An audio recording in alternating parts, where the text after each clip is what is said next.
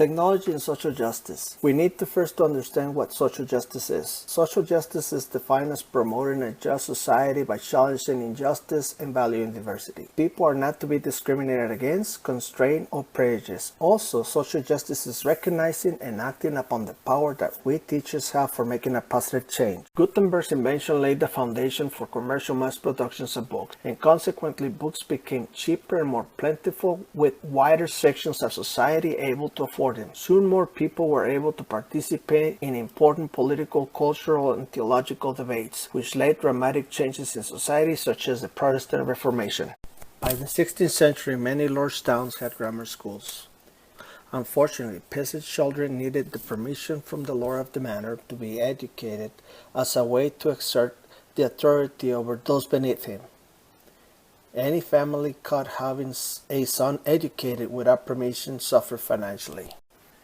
Prior to the Industrial Revolution, most people had an agrarian life, and they lived in small villages, working either in agriculture or as skilled craftsmen.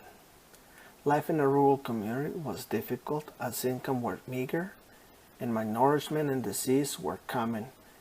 The first truly successful steam engine to drive a pump to remove water from the mines was developed by Thomas Newcomen.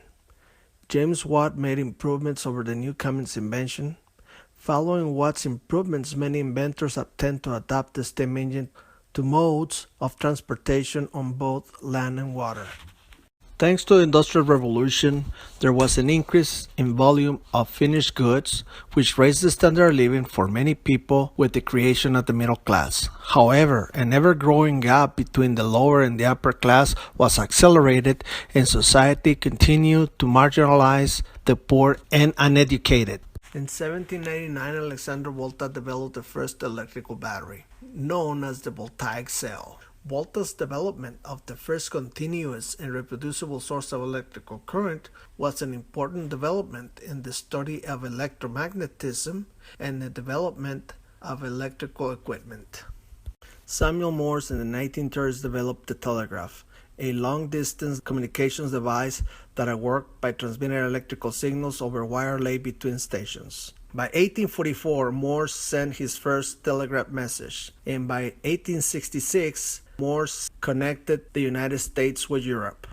The social structure of society changed because of the effects of the Industrial Revolution. By the mid-19th century, industrialization has altered the lives of women and children. A new attitude to social problems emerged with the Industrial Revolution. Children were preferred to adults to work in factories because they were easily controlled and they could be paid less. The American Anti-Slavery Society, by the 1840s, had nearly 200,000 members. The society sponsored meetings and signed anti-slavery petitions to be sent to Congress. The society's anti-slavery activities frequently met with violent public opposition, with mobs invading meetings, attacking speakers, and burning presses. The women's rights movement held their first meeting in Seneca Falls, New York, on July 19 through the 20th, 1848.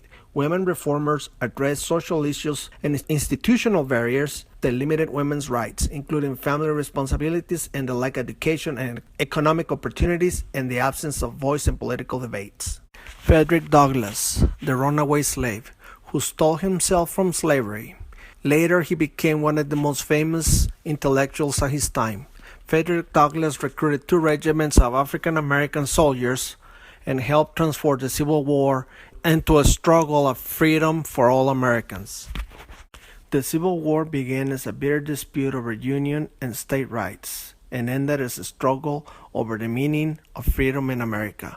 During the Gettysburg Address in 1863, President Abraham Lincoln said perhaps more than he knew, that the war was about a new birth of freedom. The National Labor Union, a political action movement that from 1866 to 1873 sought out to improve working conditions through legislative reform rather than through collective bargaining. They pressured Congress to pass a law limiting the workdays to 8 hours. Alexander Graham Bell in 1876 received a patent for his revolutionary new invention, the telephone. Bell's invention was an improvement over the telegraph by converting electrical signals into audio signals. Bell's first intelligible message was from Bell himself to his assistant, Mr. Watson's. "Come over here. I need you. Guglielmo Marconi marketed the first successful long-distance wireless telegraph, and in 1901 broadcasted the first transatlantic radio signal. Marconi's radio ended the isolation of the ocean travel and saved hundreds of lives, including all of those surviving passengers from the sinking Titanic.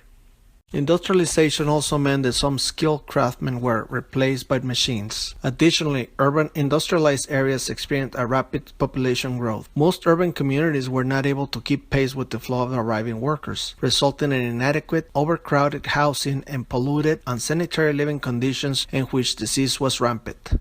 In 1926, John Baird successfully demonstrated light TV to a group from the Royal Institution and a skeptical Times reporter.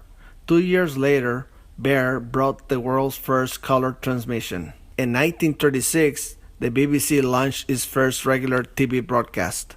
J. Presper Eckert and John Mauchly are the creators of the first electronic computer used for general purpose, such as solving numerical problems. They name it ENIAC, short for Electronic Numerical Integrator and Calculator, thus giving way to the new age of computers. Social media is the new face for social justice. Thanks to social media, we have the citizen journalists disseminating news and information. Often users can report breaking news more quickly than traditional media reporters and without government censorship. The time to act is now.